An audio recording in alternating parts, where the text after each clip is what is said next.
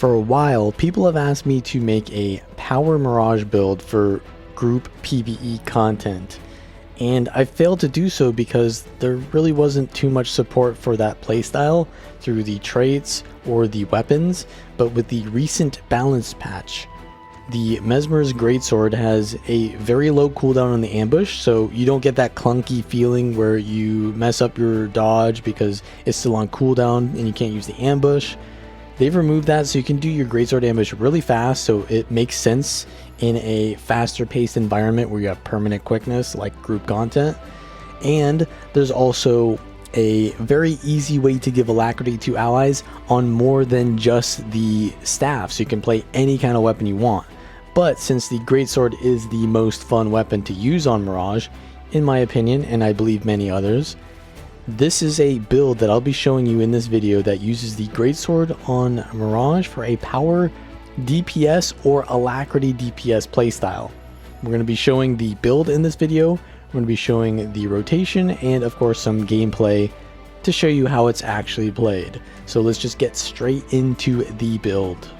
So for the armor, I go for a mix of Berserker with the Infiltration Rune and Assassin's Pieces. Mirage doesn't get a lot of crit chance, unlike Chronomancer and Virtuoso do now. So Mirage still does not have the best stat check there, but we can make up for that with some Assassin's gear. So I go for Assassins on the backpack, I go for Assassins on one of the accessories, I go for Assassins on one of the rings, and two of the rings, and then the rest is Berserker. So that gets me to around 75% crit chance. If you want to optimize that some other way, do that. But on the Greatsword, I go for Force and Accuracy, and then I'm using a Spear, which I also use Force and Accuracy. Accuracy is not the best for Mesmers because the clones don't get the crit chance, but we don't really need that since most of this build is relying on your actual character. But if you were on like a Chronomancer that uses Chronophantasma, then accuracy sigils would not be as great. But we're going to get to 100% crit chance, which is pretty important.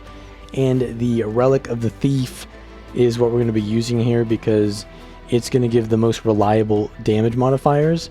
Whereas stuff like the Paitha Relic is a good idea because you can use Deceptions on this build and that will trigger the Paitha Relic. But this is actually used for a lot of AoE situations as well. And Paitha is only single target. And also, keeping up the Paitha Relic with the Deceptions means that you need to actually use Deceptions, and I've found that Deception skills are just not the most ideal for the fast-paced playstyle of this build. So I've gone for the Relic of the Thief so that you can focus on the Dune Cloak playstyle, and that comes from the traits. So essentially we go for Dueling Domination because this is a DPS build, we want to go for full damage. And you're going to be taking the Fencer's Finesse. Even though we don't use any sword, you can use a dagger and sword offhand, and that can get you more damage on single targets than the Greatsword. But I feel like the ranged option of the Greatsword is not only more fun, but it's better in AoE situations. It's better in situations where you have to actually move around and do mechanics because you can use the Greatsword skills very quickly. And the dagger sword set kind of requires you to sit there and auto attack for a while, whereas the Greatsword gets most of its damage from the skills that you can use while kiting or while moving around, or you can use them quickly and then while they're on cooldown go and do mechanics. So I feel like the Greatsword is a little bit better for situations where you can't just free cast.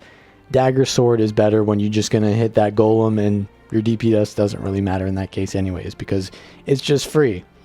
But then we're going to go for Superiority Complex because that's just more damage.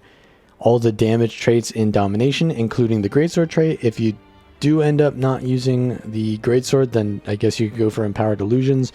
Not a big difference. So yeah, just the damage traits here. Nothing too important in the Dueling and Domination traits. It's just more damage. Of course, we are taking Fencer's Finesse though because we still can get some of that to trigger from the Spear for some reason. So the Spear 4 will essentially give you a few stacks of that, but there's not really other good options here anyways, so just take this. Then in Mirage, I go for Self-Deception, even though I've only got one Deception trait here. You could just go for Riddle of Sand, to be honest, because that probably amounts to more damage. but it doesn't really make that big of a difference. I just like the extra clone because that gives me more access to the Dune Cloak playstyle. So it's just a little bit of a preference there, but I think Riddle of Sand might actually just do more damage overall, but it doesn't really matter. It's kind of negligible. But basically, we're going to be getting Vigor non-stop whenever we shatter and whenever we crit enemies. And this is really important because we need to be dodging as a Mirage to constantly ambush, because our ambushes with the Mirage Mantle trait will give alacrity to nearby allies no matter what weapon we're using. So this allows the Greatsword to play an alacrity role now. If you don't want to play alacrity DPS, so you just want to play pure DPS, just swap this trait with the Phantom Pain trait, and then you've got an extra 25% damage by just spamming out your shatters. And we're going to be doing a lot of shatters because this build uses Dune Cloak, which whenever you shatter, you get Mirage Cloak if you shattered with at least 2 clones. And whenever you gain Mirage Cloak, it will recharge your F1. So for the utilities, Phantasmal Disenchanter is just a nice, pretty decently damaging phantasm that also gives you a clone. You've got Mirror Images, which gives you 2 clones, so that's an instant trigger for your Dune Cloak if you need to speed up your rotation, you just don't have a lot of clone generation. And then Crystal Sands does a decent amount of damage, put that on the target, and it creates a Mirage Mirror, so you gotta move in and collect that, and that'll allow you to use your ambush. And then for the Greatsword, your 4 skill is going to give you 2 clones because it summons 2 phantasms, and your Greatsword 2 is going to give you 1 clone. So just pressing 4 and 2 is going to give you 3 clones, which is enough to use your F1. F1 gives you access to your ambush because it gives you Mirage Cloak, and it recharges itself because whenever you gain Mirage Cloak, your F1 cooldown is reduced. So we're going to use F1 into dodge, into ambush, into dodge, into ambush. And then while we're doing that, we're using clone generating skills so that by the time our F1 is up again, then we're going to be able to F1 immediately. And we're just trying to maximize the time that our Mind Rack is on cooldown and minimize the time that we're waiting for cooldowns basically to use them, because we want to be using them as fast as possible because that's the highest DPS, right? And in the Spear, you've got your 2 skill is going to generate clones, and your 4 skill is going to generate clones as well. So your 2 and your 4 are the most important spells or skills to use in both weapon sets. 3 does pretty good damage here though as well, so obviously use that. And the 5 is going to reset your 2. So the combo is basically 2, 4, 5, 2, heal skill, 4, and you use your F1 before the 4 skill finishes there so that you get the extra clones. And you can 2 again, and then you'll be able to use your F1 again. So basically, you can choose to use the Spear for melee range, a little bit of evade and sustain, as well as CC and mobility. But the Greatsword is ranged and does just about as much AoE and just about as much damage. So you can just camp the Greatsword, and that's going to be completely fine. So let's just show the rotation on the Greatsword. So I'm going to start out with the 4 and the 2. And dodge, try to get our F1 used as soon as possible, dodge again to try to recharge that. And now we've got our F1 ready, so we're going to F1, use the 4, ambush with the mirror there. Now we got 3 clones, so we're going to shatter, dodge again. Now we want to wait for our cooldowns here, so we're going to do the 4. I'm going to F1 with the mirror images while we wait for the berserkers. Put down this, F1 because it's up. And we're going to dodge one more time. The 4 skill is going to give us the clones that we need to F1. Do that before we get the extra clone. And pretty good damage, as you can see, just using the Greatsword. And you still have a lot of versatility because this is ranged. You still haven't used your CC skills. And you can always swap to your Spear if you really need in those situations. So let's just show the rotation on Spear.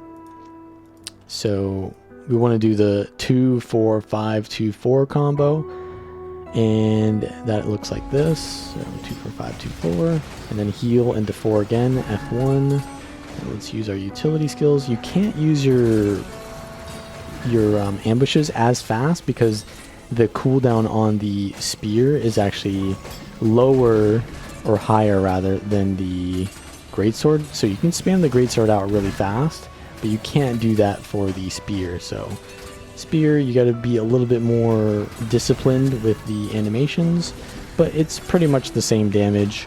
And yeah, just use your F1 whenever possible. Try to keep dodging, and it should basically be, you know, F1 into dodge twice, into F1 into dodge twice, and that's pretty much it. It's not really that much difficulty, but it is a priority based rotation, and so it kind of has some decision making to do, but it also has a lot of versatility for actual fights where you have to do mechanics. Your rotation is going to be broken up, and so that's why I think this is a really fun build. So with that being said, I hope you guys enjoy the build. Subscribe, like the video, and Power Mirage mains, rise up.